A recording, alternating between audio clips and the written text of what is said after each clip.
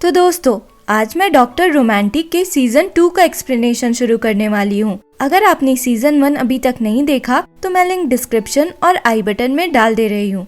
Episode के शुरुआत में हम जियोसन हॉस्पिटल का सीन देखते हैं, जहाँ एक डॉक्टर जिसका नाम युंजे था बाकी बहुत से डॉक्टर्स के साथ एक लाइव सर्जरी देख रही थी। ये सर्जरी जियोसन हॉस्पिटल के ही एक सीनियर डॉक्टर पार्क परफॉर्म कर रहे थे।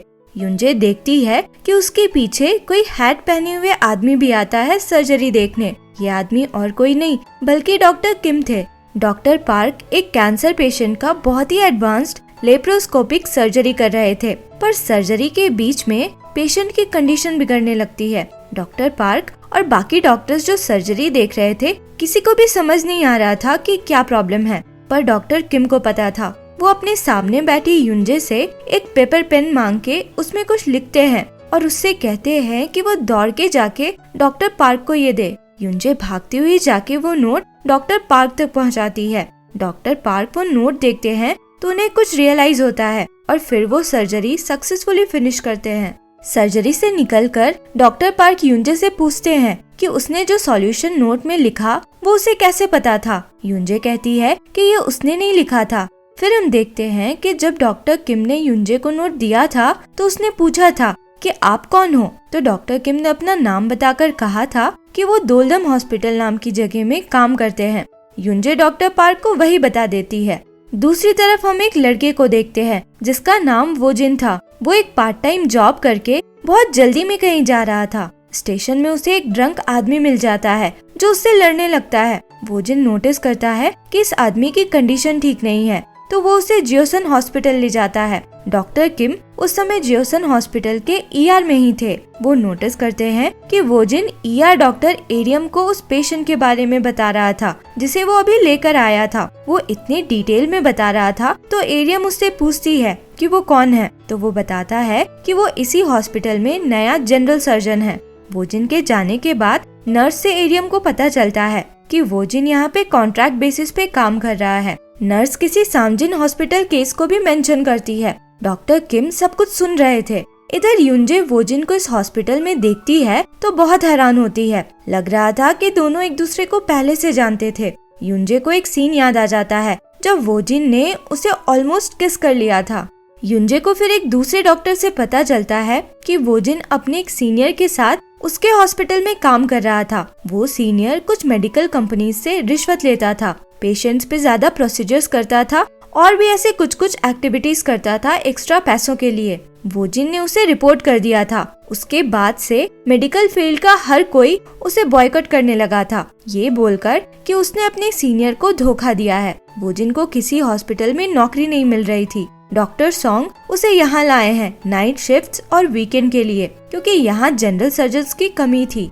इन दोनों के बाद से हमें ये भी पता चलता है कि युंजे और वोजिन कॉलेज में साथ पढ़ते थे और उनकी बहुत लड़ाई होती थी क्योंकि दोनों ही पढ़ने में बहुत अच्छे थे। इधर ईआर में डॉक्टर किम नोटिस करते हैं कि डॉक्टर एरियम अकेले ही सारे पेशेंट्स देख रही थी। वो संभाल नहीं पा रही थी, तो डॉक्टर किम अपना कार्ड दिखाकर हेल्प करते हैं। ईआर चीफ को पता चलने पे वो आकर डॉक्टर किम पे चिल्लाने लगता है क्योंकि वो यहाँ के डॉक्टर तो थे नहीं। तो डॉक्टर किम उसी का मजाक बना देते हैं और कहते हैं कि उसे खुद आकर मैनेज करना चाहिए, एक अकेली डॉक्टर पे क्यों छोड़ दिया। डॉक्टर किम जब जियोसन हॉस्पिटल से निकल रहे थे तो डॉक्टर पार्क उनको देखते हैं और उन्हें एक बस एक्सीडेंट याद आता है। उस एक्सीडेंट में वो और डॉक्टर किम दोनों थे। वो तो अपनी जान बचाकर निकल गए थे, पर डॉक्टर किम अपनी जान की परवाह किए बिना लोगों की जान बचाने में लगे थे। फिर हम मैनेजर जैंग को देखते हैं जो डॉक्टर नाम के साथ जियोसन फाउंडेशन की कोई मीटिंग अटेंड करने गया था। वहाँ के बाथरूम में उसे डॉक्टर 2 मिलते हैं जो 3 साल पहले तक जियोसन हॉस्पिटल के प्रेसिडेंट हुआ करते थे। दोनों दोलदम हॉस्पिटल के डॉक्टर्स के बारे में बात करते हैं और पता चलता है कि डॉक्टर कैंग दोंगजू मिलिट्री सर्विस के लिए गया था। सियोजंग एक एक्सचेंज प्रोग्राम में यूएस चली गई थी और इनब्यूम जियोसन हॉस्पिटल लौट गया था। इस मीटिंग में ये भी पता चलता है कि डॉक्टर 2 अब जियोसन फाउंडेशन के चेयरमैन बन चुके थे। डॉक्टर किम को ये बात डॉक्टर सॉन्ग से पता चल चुकी थी, जिससे वो जियोसन हॉस्पिटल में मिले थे। डॉक्टर किम को पुराने चेयरमैन शिन की बात याद आती है, जिसने कहा था कि डॉक्टर 2 इतनी आसानी से हार मानने वाला नहीं। इधर डॉक्टर पार्क को पता चलता है कि वोजिन कहीं और पार्ट टाइम जॉब भी कर रहा है, तो वो उसे नौकरी से निकाल देते हैं और काफी इंसल्ट भी करते हैं। डॉक्टर किम दूर से ये सब देख लेते हैं। जाने से पहले वोजिन को एक आखिरी सर्जरी करनी थी। उसे सर्जरी करते हुए डॉक्टर किम देख रहे थे। सर्जरी में कार्डियक सर्जन की भी जरूरत थी, तो युंजे को बुलाया जाता है। युंजे को ऑपरेटिंग रूम में एंजाइटी अटैक्स आते थे, जिसके लिए वो कुछ दवा खाया करती थी। उस दवा के साइड इफेक्ट से उसे नींद आती थी। सर्जरी के बीच में ही युंजे को ऐसी नींद आती है कि वो गिर जाती है और वहीं सो जाती है। वोजिन अकेला ही फिर सर्जरी फिनिश करता है। वोजिन जब हॉस्पिटल से निकल रहा था तो डॉक्टर किम उसे दोलदम हॉस्पिटल में काम करने का ऑफर देते हैं। वोजिन उस समय कुछ आंसर नहीं करता। इधर युंजे की नींद खुलती है तो उसे अपने सीनियर डॉक्टर से बहुत डांट पड़ती है। उसे 2 ऑप्शंस मिलते हैं, सस्पेंशन या फिर ट्रांसफर जियोसन हॉस्पिटल के एक छोटे से ब्रांच दोलदम हॉस्पिटल में। युंजे को ना चाहते हुए भी दोलदम हॉस्पिटल जाना पड़ता है। वहाँ उसे डॉक्टर एरियम मिलती है, जो अपनी इच्छा से वहाँ काम करने आई थी, क्योंकि डॉक्टर किम से वो बहुत इम्प्रेस्ड हुई थी। दूसरी तरफ हम वोजिन को देखते हैं। उसे कुछ गुंडे मार रहे थे, क्योंकि शायद वोजिन ने उनसे कुछ पैसे लिए हुए थे। वोजिन किसी तरह वहाँ से भागता है और वैसी हालत में ही दोलदम हॉस्पिटल पहुँचता है और डॉक्टर किम से कहता है कि वो यहाँ काम करने को रेडी है, पर उसे पैसों की जरूरत है। डॉक्टर किम वोजिन से थोड़ी देर बात करते हैं और फिर जॉब देने से मना कर देते हैं, ये बोलकर कि उन्हें ऐसे डॉक्टर की जरूरत नहीं जिसे सिर्फ पैसों से मतलब हो। इधर युंजे एक डॉक्टर को नोटिस करती है, जिसे शायद वो पहले से जानती थी। मैनेजर जैंग उसे बताता है कि वो डॉक्टर मून है, जो 1 महीने पहले यहाँ आए हैं। जैंग ये भी बताता है कि डॉक्टर मून अब डिवोर्स्ड है। ये सुनकर युंजे चौंक जाती है। डॉक्टर किम की बात सुनकर वोजिन कहता है कि आप बस मुझे 1 वीक का टाइम दीजिए, मैं सर्जरी करने में अच्छा हूँ, हो सकता है आपका मन बदल जाए। डॉक्टर किम मान जाते हैं। फिर हम नेक्स्ट डे का सीन देखते हैं। डॉक्टर एरियम अब दोलदम हॉस्पिटल एज ER डॉक्टर यानी इमरजेंसी डॉक्टर ज्वाइन कर लेती है और अब वो डॉक्टर इंसू के साथ ER में काम करने वाली थी। एरियम सबसे कहती है कि लगता है सुबह होने की वजह से यहाँ एक भी पेशेंट्स नहीं है। सब लोग चुप होकर उसका मुंह देखने लगते हैं, क्योंकि दोलदम हॉस्पिटल में ऐसा बोलना मना था। ऐसे बोलने से पेशेंट्स की भीड़ लग जाती थी और तभी फोन की घंटी बजती है। सीन शिफ्ट होता है और हम मेडिकल ऑफिस का सीन देखते हैं, जहाँ वोजिन और युंजे थे। फिर डॉक्टर मून भी वहाँ आता है। उनके बातों से पता चलता है कि डॉक्टर मून कॉलेज में उन दोनों का सीनियर हुआ करता था और ऐसा लग रहा था कि युंजे को उस पे क्रश है।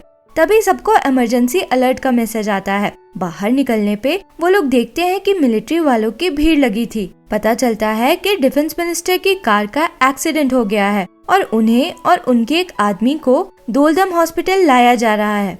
डिफेंस मिनिस्टर के आने पर वोजिन और युंजे उन्हें चेक करते हैं और पता चलता है कि उनका स्प्लीन और लिवर दोनों डैमेज्ड है।